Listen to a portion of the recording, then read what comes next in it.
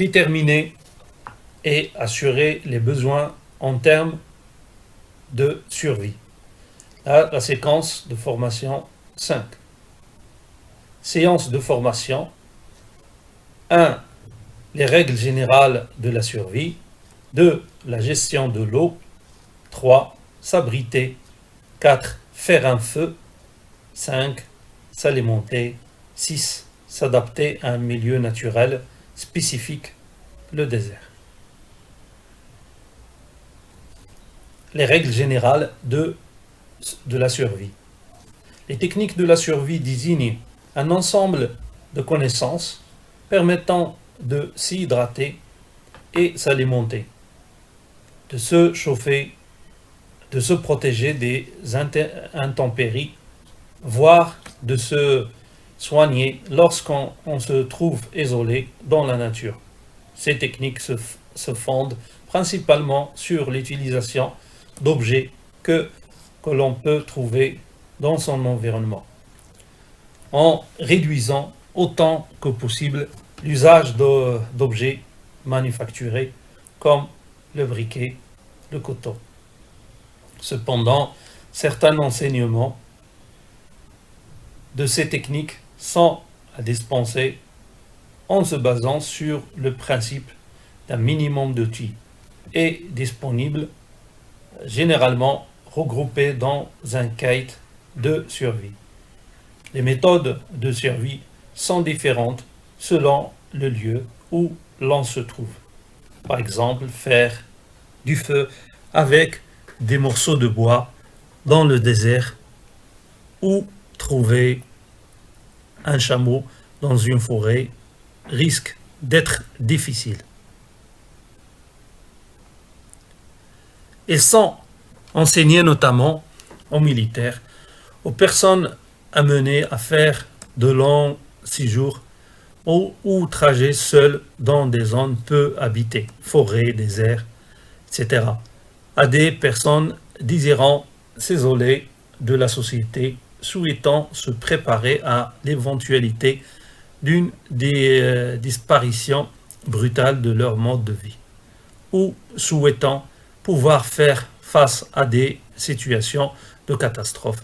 On appelle cet état de fait le survivalisme, et ceux qui le pratiquent. Les survivalistes, en outre, les clients consommateurs de tourisme d'aventure peuvent se trouver dans une situation imprévue où ils devront gérer leur propre survie.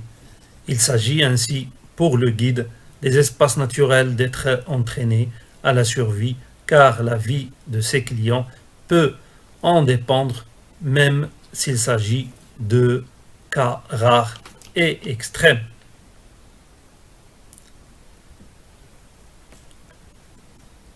Lorsqu'on se trouve en situation de survie, il faut respecter les étapes suivantes. 1. Se situer et 2. S'orienter. 2. Gérer le problème de l'approvisionnement en eau. 3. S'abriter. 4. Faire du feu. 5. Subsister, se nourrir. 6. S'adapter à la spécificité d'un milieu naturel et au contexte.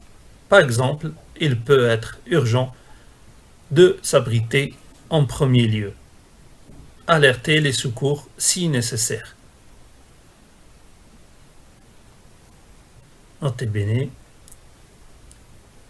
Les 4 premières étapes sont fondamentales et ils peuvent être inversées suivant la situation. Par exemple, le feu permet de faire bouillir de l'eau pour le rendre potable. Faire un feu rapidement peut s'avérer indispensable dans ce cas, comme dans celui de lutter contre le froid.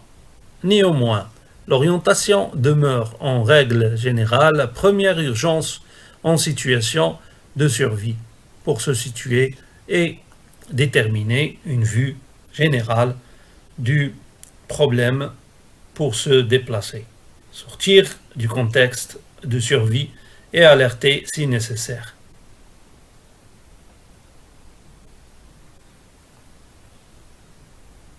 Orientation, consigne et rappel. En survie, il est indispensable de savoir s'orienter de jour comme de nuit.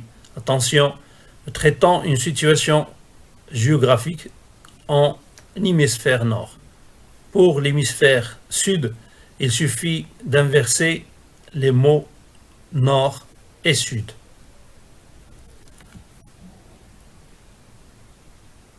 Notez bene. Pour cette séquence, il est indispensable de réaliser des sorties sur le terrain et de mettre en pratique les techniques abordées, les techniques de cartographie. De jour, où que l'on soit sur Terre, le soleil se lève à l'est et se couche à l'ouest. Mais plus on s'écarte de l'équateur et plus on se trouve proche d'un solstice, plus les positions de lever et de coucher de soleil varient et tendent à se rapprocher. Au-delà du cercle polaire, durant le jour polaire, le nord correspondant à l'endroit où le soleil est le plus bas sur l'horizon. Cette observation est de moins en moins aisée à mesure que l'on se rapproche du pôle. Si on possède une montre à aiguille réglée à l'heure solaire, il est possible de déterminer l'axe nord-sud. Pour cela, posez votre montre à plat, la petite aiguille pointant vers le soleil. L'axe nord-sud est défini comme étant la bissectrice de l'angle fermé par la petite aiguille avec l'axe 12 heures et 6 heures de votre montre. Si on tient sa montre devant soi, le nord se trouve vers soi.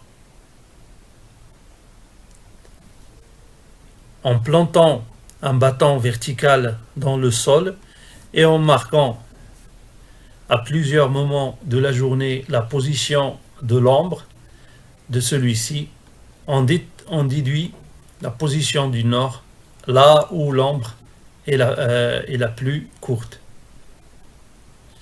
En milieu forestier, on se sert souvent des mousses poussant sur les troncs d'arbres comme indicateur nord-sud. En effet, les mousses poussent de préférence à l'ombre et à l'humidité, donc au nord. Le côté sud étant plus sec car exposé au soleil en forêt humide. Le nord est où la mousse est la plus dense.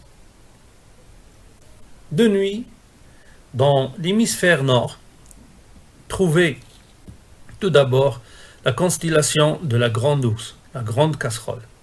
Suivre l'axe formé par les deux étoiles du bord opposé au manche de la casserole. Reporter 5 fois la distance entre les deux étoiles du bord vers le haut. On tombe alors sur une autre étoile, c'est l'étoile polaire, qui est l'étoile la plus brillante de la petite ours. Le nord est dans sa direction sur l'horizon. À tous les moments de la journée, remplir un récipient d'eau douce et poser délicatement une petite aiguille et monter sur un objet flottant. Comme un morceau de liège, au milieu de ce récipient, l'aiguille s'aligne sur l'axe nord-sud. Mais à moins de connaître la polarisation de l'aiguille, il est impossible de distinguer le nord et le sud. Plus on se rapproche d'un pôle, plus cette mesure est imprécise à cause de la déclinaison magnétique. car le pôle magnétique ne correspond pas au pôle géographique. De plus, ce système, pas plus que la boussole, ne fonctionne pas à l'approche du pôle magnétique, celui-ci se trouvant sous terre. Attention aussi à ne pas effectuer la mesure à proximité d'objets métalliques ou magnétiques, ni dans une zone où les roches sont magnétiques. Exemple, la magnétite.